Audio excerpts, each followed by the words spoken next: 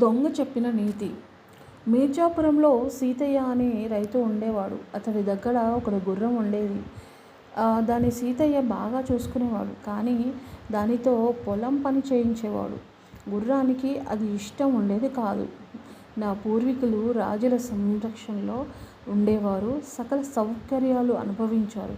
ఎన్నో యుద్ధాల్లో పాల్గొన్నారు. ఇప్పుడు నేను మాత్రం బానిసలా బతకాల్సి వస్తుంది అని ఎప్పుడూ అనుకునేది. అందువల్ల ఎలాగైనా అక్కడి నుంచి బయటపడాలని ఆలోచించేది. ఒకరోజు సీతయ్య ఇంట్లో దొంగ వచ్చాడు.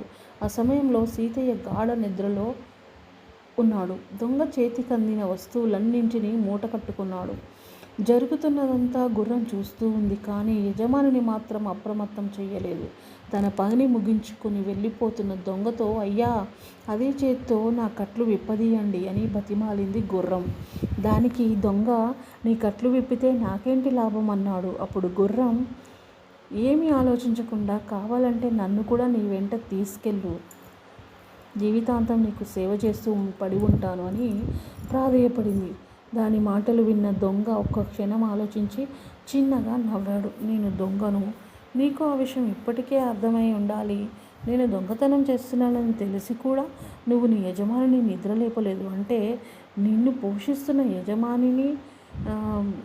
యజమాని పట్ల నీకు కృతజ్ఞత లేదు. నీలాంటి దాన్ని వెంట ఉంచుకోవడం ఎప్పటికైనా ప్రమాదమే అని అక్కడి నుంచి వెళ్ళిపోయాడు. దొంగకు ఉన్న నీతి కూడా తనకు లేకపోయిందే అని విచారిస్తూ గుర్రం మౌనంగా ఉండిపోయింది. ఆ తర్వాత నుంచి అది యజమాని చెప్పిన పనిని చేస్తూ కృతజ్ఞతతో మెలగసాగింది. సో మరి ఈ కథ మీకు ఎలా అనిపించింది కామెంట్ చేయండి. Thank you so much.